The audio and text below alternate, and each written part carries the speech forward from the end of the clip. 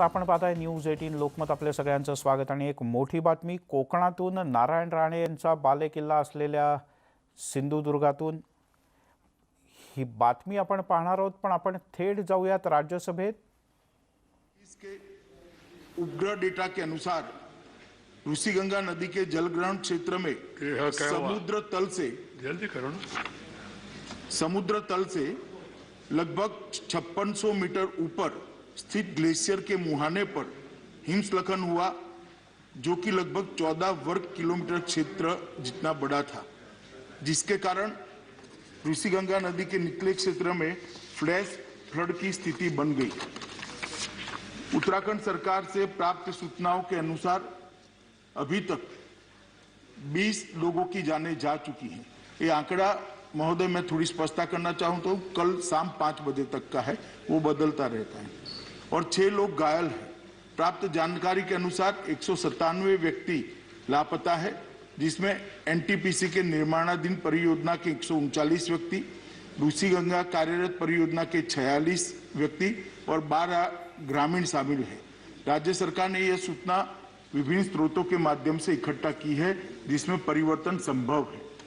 NTPC परियोजना के 12 व्यक्तियों को एक टनल के अंदर से सुरक्षित बचा लिया गया है।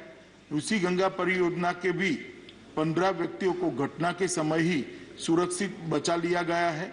एनटीपीसी परियोजना की एक दूसरी टनल में लगभग अंदाजन 25 से 35 लोग फंसे होने का अनुमान लगाया जा रहा है। इस टनल में फंसे हुए लोगों को सुरक्षित निकालने हेतु बचाव अभियान युद्ध स्तर पर जारी है। साथ ही साथ लापता व्यक्तियों को ढूंढने का कार्य भी बड़े पैमाने पर किया जा रहा है। राज्य सरकार ने जान गंवाने वालों के परिजनों के लिए 4 लाख रुपए की सहायता की घोषणा की है।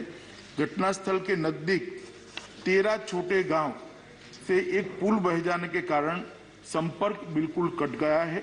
इन गांवों के लिए रसद और जरूरी मेडिकल सामान हेलीकॉप्टर के द्वारा लगातार पहुंचाया जा रहा है।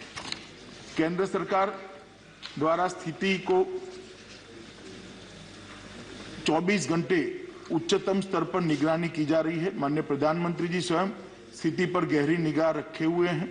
गृह मंत्रालय के दोनों कंट्रोल रूम द्वारा स्थिति पर 24 घंटे नजर रखी जा रही है और राज्य को हर संभव सहायता मुहैया कराई जा रही है।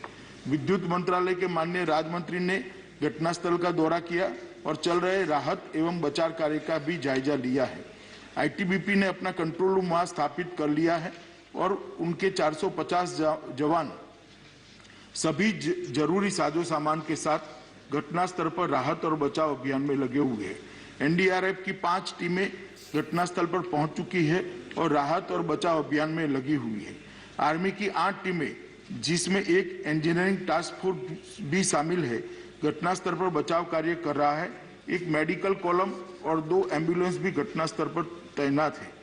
नेवी की एक गोताखोर टीम भी घटनास्थल पर तैनात की गई है। एयरफोर्स के 5 हेलीकॉप्टरों को भी इस कार्य में लगाया गया है। जोशीमठ में भी प्रशासन द्वारा एक कंट्रोल रूम स्थापित किया गया है। घटनास्थल पर विपरीत परिस्थिति में भी घटना के बाद से ही लगातार राहत और बचाव कार्य तुरंत शुरू कर दिया गया था। टनल में फंसे लोगों को बाहर निकालने के लिए रात भर के अथक प्रयास के बाद आर्मी द्वारा टनल के मुंह पर पड़े मलबे को साफ कर लिया गया है। काफी अंदर तक हमारे लोग गए हैं। केंद्रीय जल आयोग के जो कर्मचारी अलकनंदा और गंगा बेसिन हरिद्वार तक में कार्यरत है, उनको भी अलर्ट पर रखा गया है। सशस्त्र सीमा बल की एक टीम भी घटनास्थल पर पहुंच चुकी है। डीआरडीओ की एक टीम हिमस्खलन की निगरानी करती है, घटनास्थल पर वो भी पहुंच चुकी है। एनटीपीसी के सीएमडी भी घटनास्थल पर पहुंच चुके हैं। नेशनल क्राइसिस मैनेजमेंट कमेटी की मीटिंग 7 फरवरी को ही 4:30 बजे कैबिनेट सचिव की अध्यक्षता में हुई, जिसमें सभी संबंधित एजेंसियों को समन्वय के साथ काम करने और राज्य प्रशासन को सभी जरूरी सहायता उपलब्ध कराने के निर्देश दे दिए गए हैं। केंद्रीय एजेंसियों के साथ साथ जिला प्रशासन, पुलिस और राज्य आपदा प्रबंधन विभाग भी राहत और बचाव कार्य में जुटे हैं। एसडीआरएफ की 2 टीमें भी राहत में और बचाव में कार्यरत है।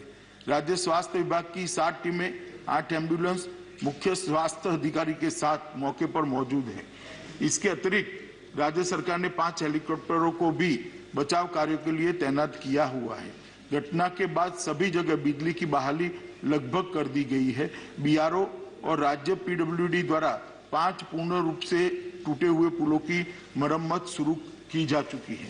मैं यहाँ ये भी बताना चाहूँगा कि वित्त वर्ष 2021 में राज्य आपदा जोखिम प्रबंधन कोष SDRMF से लगभग 1041 करोड़ रुपए उत्तराखंड के लिए आवंटित किए गए हैं, जिसमें केंद्रीय की प्रथम किस्त ऑलरेडी 468 करोड़ रुपए की राशि राज्य को जारी की जा चुकी है। मैं सदन को केंद्र सरकार की ओर से यह आश्वस्त करना चाहता हूं कि राहत और बचाव कार्य के लिए सभी संभव उपाय राज्य सरकार के साथ समन्वय के साथ किए जा रहे हैं और जो भी आवश्यक कदम उठाना जरूरी है वो उठाए जा रहे हैं। और मैं सभी मृतकों के लिए अपनी ओर से सदन की ओर से श्रद्धांजलि व्यक्त कर समाप्त। I request all the members to raise and stand in silence in memory of those departed.